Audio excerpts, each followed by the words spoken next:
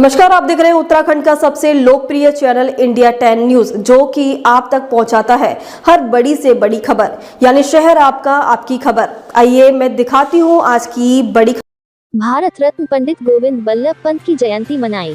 काशीपुर। भारत रत्न पंडित गोविंद बल्लभ पंत की 138वीं जयंती आज देश भर में बड़े धूमधाम और हर्षोल्लास के साथ मनाई जा रही है।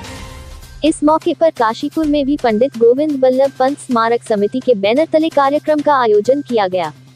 कार्यक्रम में उपस्थित लोगों के द्वारा भारत रत्न पंडित गोविंद बल्लभ पंत को श्रद्धा सुमन अर्पित किए गए। वहीं पंडित गोविंद बल्लभ पंत इंटर कॉलेज में पंडित गोविंद बल्लभ पंत जयंती के अवसर पर विभिन्न रंगारंग कार्यक्रम आयोजित किए गए।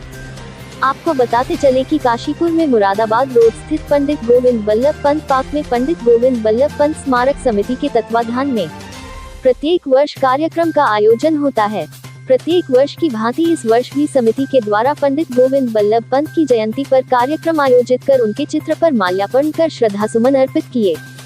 इस मौके पर आयोजित कार्यक्रम में वक्ताओं ने कहा कि हमें पंत जी के मार्गदर्शन पर चलना चाहिए व समाज के हित में काम करना चाहिए ताकि समाज में एक अच्छा संदेश मिले। कार्यक्रम का मुख्य अतिथि के रूप में शिरकत करने पहुंचे उत्तराखंड हाईकोर्ट के सेवानिवृत्त न्यायाधीश राजेश टंडन ने कहा कि सकारात्मक सोच व जिम्मेदारी के साथ कार्य करना चाहिए। वक्ताओं ने पंडित पंत जी के जीवन परिचय को बताते हुए कहा कि उनके कार्यों को हमेशा याद रखना होगा। उन्होंने कहा कि पंत जी सदैव देश के लिए समर्पित रहे। पंडित गोविंद बल्लभ पंत जी आज भी प्रशासकों के आदर्श हैं। हमें पंत जी के आदर्शों को अपनाते हुए समाज की सेवा के लिए तत्पर रहना होगा। इस दौरान सामूहिक राष्ट्रगान भी किया गया। वहीं पंडित गोविंद बल्लभ पंत इंटर कॉलेज में इस मौके पर कार्यक्रम का आयोजन किया गया। कार्यक्रम में वक्ताओं ने पंत जी के जीवन चरित्र पर प्रकाश डाला और छात्र छात्राओं से पंत जी के आदर्शों और बताए गए मार्ग पर चलने का आह्वान किया। इस मौके पर कॉलेज के छात्र छात्राओं द्वारा विभिन्न रंगारंग सांस्कृतिक कार्यक्रम प्रस्तुत किए गए। काशीपुर से सह संपादक जुगनू खान की रिपोर्ट। सभी को पता है ऐतिहासिक विद्यालय है ये, और हम बड़े गौरवशाली महसूस करते हैं कि इस विद्यालय का नाम ही उस महापुरुष के नाम पर है जिनसे हम प्रेरणा लेते हैं, जो जिनका जीवन सबके लिए एक प्रेरणा है, एक मिसाल है। और आज इस जयंती 10 सितंबर को ये जो विद्यालय है वो हमेशा बहुत ही हर्षोल्लास से मनाता है, और हमारे लिए तो ये बहुत बड़ा पर्व होता है ये। तो आज भी बच्चों ने बहुत सारे सांस्कृतिक कार्यक्रम तैयार किए हुए हैं, और हम यहाँ सब एकत्रित होकर शहर के गणमान्य लोगों के साथ, प्रबंध समिति के साथ मिलकर बच्चे ये जन्म दिवस मनाते हैं। और यही मैं कहना चाहती हूँ कि बच्चे निरंतर उनके जीवन से प्रेरणा लेते रहे और सत्मार्ग पे चलते रहे। कार्यक्रम के संयोजक दिलीप जी, उनका परिवार, शालिनी जी, सबको धन्यवाद देता हूँ कि उन्होंने गोविंद बल्लभ पंत जी की ये परंपरा को, उनके जन्मदिन को स्वतंत्रता दिवस के अनुसार मनाने के लिए ये प्रण किया है।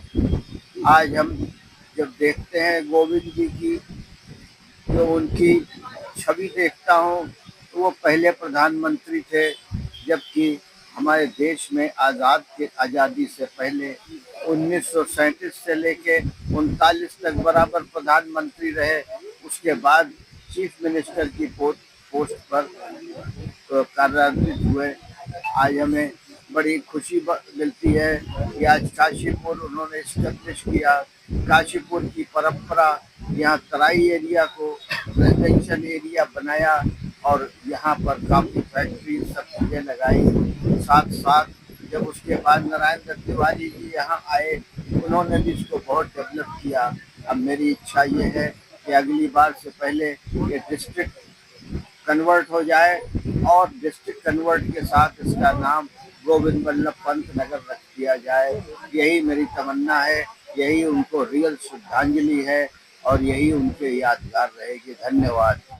गोविंद बल्लभ पंत जी की जो जुड़ाव है वो काशीपुर, उत्तराखंड, उत्तर प्रदेश और पूरे भारत से था, लेकिन काशीपुर का जुड़ाव उनसे इसलिए ज़्यादा था कि इनका विवाह काशीपुर में हुआ था।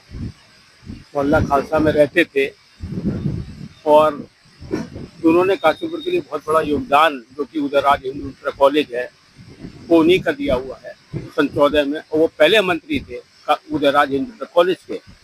प्रेम सभा जो थी वो भी उन्होंने ही दी। ये तो योगदान था काशीपुर के लिए।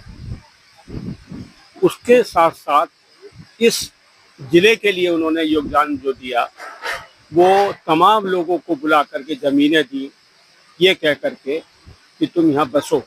कुमायूं को बसाने वाले वही थे। उन्होंने पूरे कुमायूं को बसाया। लोग कहते थे कि यहाँ तो बाजपुर में तमाम जंगल हैं, शेर हैं, खा जाएंगे। बोले आगे जाके तुम शेर बनोगे, आगे जाकर के शेर तुम बनोगे, और इन शेरों से मत डरो, तुम, मैं हूँ। तो उन्होंने तराई को भी बसाया। और उसके साथ साथ जमींदारी एवोल्यूशन को लेकर के जो उन्होंने आंदोलन करा, उसमें तमाम लोगों ने अपनी जमीनें दी, जो कि उसको खुद नहीं जोतते थे, लोगों से जुतवाते थे। वो कहते थे मालिक तो तुम हो, जोतते तो नहीं हो। हिंदी को राष्ट्रभाषा बनाने में जो उनका योगदान था, उस बहुत सराहनीय योगदान था।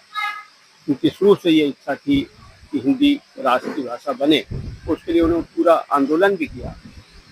साइमन कमीशन का बहुत जबरदस्त उन्होंने विरोध करा। जब अंग्रेज लाठियाँ चला रहे थे साइमन कमीशन के सिलसिले में, तो लाठी नेहरू जी के पड़ने से पहले ही उनके ऊपर वो लेट गए, जिससे उनके ऊपर 2 लाठियाँ जो पड़ी वो जिंदगी भर उनकी गर्दन को हिलाती रही। उनका बड़ा त्याग इन सब चीज़ों में था। एक आदमी दूसरे के लिए अपने जीवन के शरीर को भी समर्पित कर दे, ऐसा बहुत कम मिलता है। ये योगदान केवल एक के लिए नहीं था भी उसके लिए जो महान राष्ट्र नायक था। तो पंथ जी का जुड़ाव काशीपुर से लेकर के पूरे उसमें इसीलिए बना हुआ है। अंग्रेजों के टाइम में मुकदमा लड़ा गया 5 रुपए में। जब दूसरा मुकदमा वो लड़ रहे थे, तो अंग्रेजों ने कहा ये धोती कुर्ता और टोपी उतार के आओ कोर्ट के अंदर। उन्होंने कहा मैं तो नहीं उतारूंगा, नहीं उतारूंगा। उन्होंने कहा बिना उतारे नहीं, आपको एंट्री दी जाएगी। बोले नहीं, मैं नहीं उतारूंगा। उन्होंने टोपी नहीं उतारी और उसी ड्रेस में वो दोबारा ही गए। यानी उन्होंने उनको इस बात में हाकिमों को भी झुका दिया कि टोपी से आपका कोर्ट का क्या मतलब। खबरों में अब तक के लिए बस इतना ही। फिर मिलेंगे नई खबरों के साथ, तो हमारे चैनल को लाइक और सब्सक्राइब करना ना भूलें। जय हिंद, जय उत्तराखंड।